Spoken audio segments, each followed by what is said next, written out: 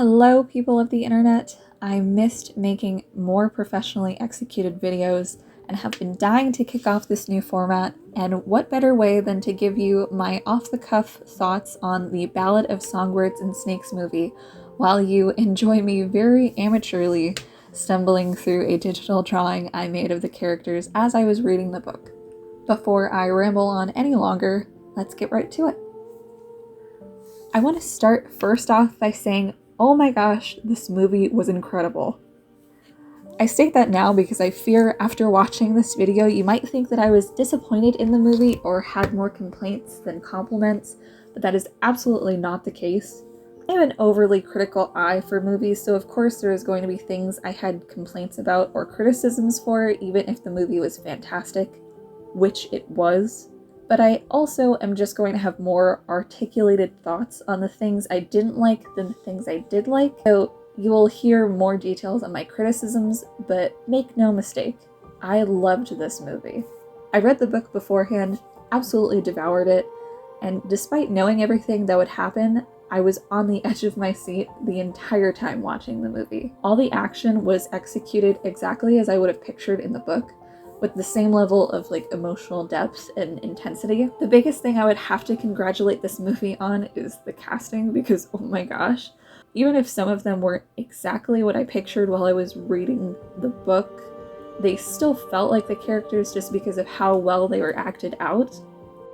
Even Rachel Zegler, who I was a little skeptical of for this role simply because of how picky I was prepared to be about how Lucy Gray was portrayed, did a good job. I would never have pictured Viola Davis as Dr. Gall, and yet I cannot imagine a more effectively terrifying and faithful depiction of that character besides this one. She was amazing. I was terrified of her the whole time. And in my opinion, the pinnacle of all these great performances was Tom Blythe as Coriolanus. I was so pleased with his performance. I anticipated to be so skeptical and critical of how Corio was portrayed because he's such a two-sided character. He's so arrogant and so removed from the suffering of the districts, but you can also tell he's not a bad guy at the beginning.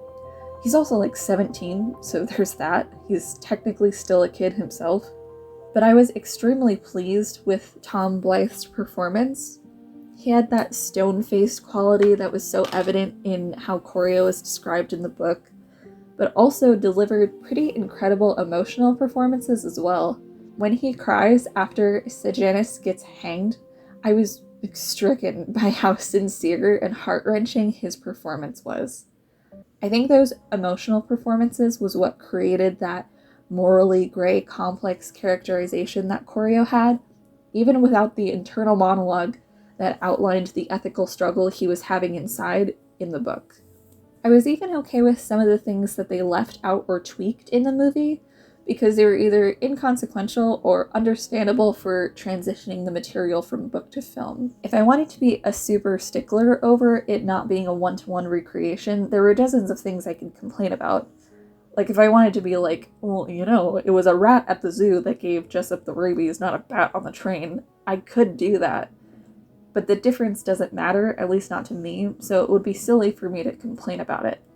Since this is a post-movie theater review, I literally just saw it tonight, I couldn't give you too many examples.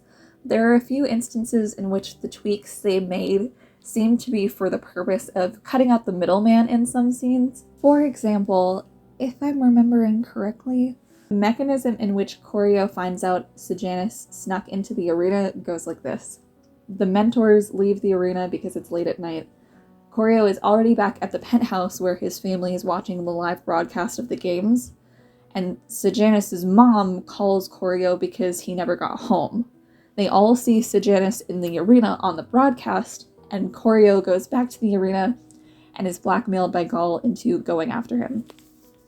In the movie, Corio is asleep, still in his mentor chair, when Gall wakes him up to show him what happened and tell him he has to go after Sejanus.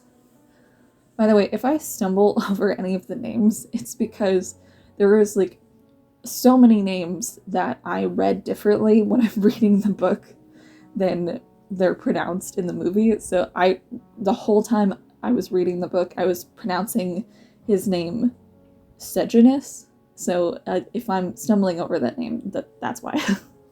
But anyway, if I wanted to, I could complain that this is different from the book, but this just seems like they executed it this way because it requires less steps, and it made it probably easier to film because it required one less set. I do have a couple things I was disappointed by because they were left out, and then one legitimate film criticism.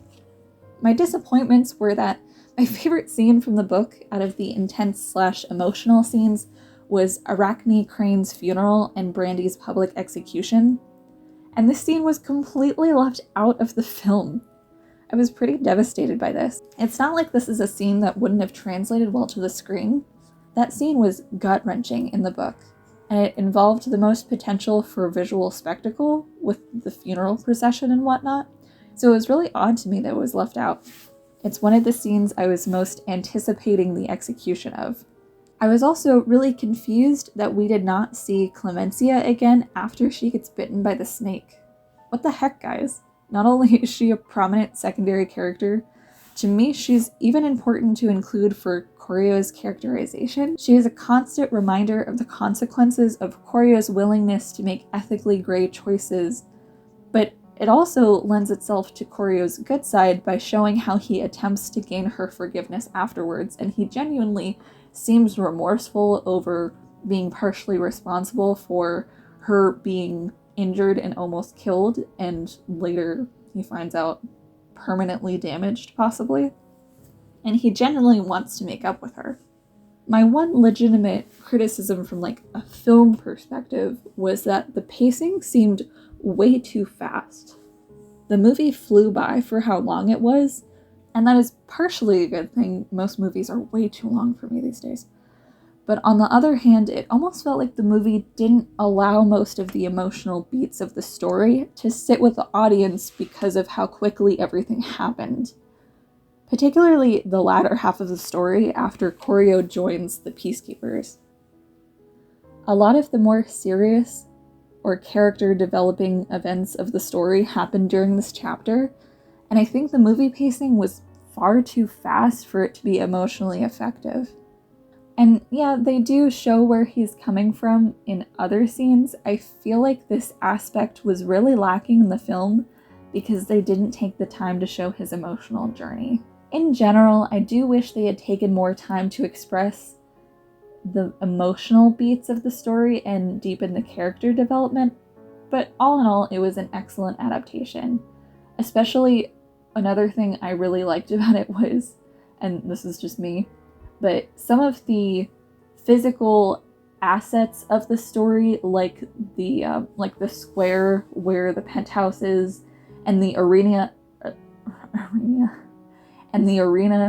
especially the arena, I had a very hard time visualizing how it was supposed to be set up based on the book description alone. So I was really pleased with how they executed those physical assets in the film. I can't wait to reread the book so that I can form my thoughts more fully and directly compare. And I am absolutely going to be throwing a Capital themed party this winter whenever I can watch the movie at home. I hope you guys enjoyed this format. This is what most of my videos will involve from this point on. So I hope you guys enjoyed it. Have a very Merry Christmas, and I will see you in the next one.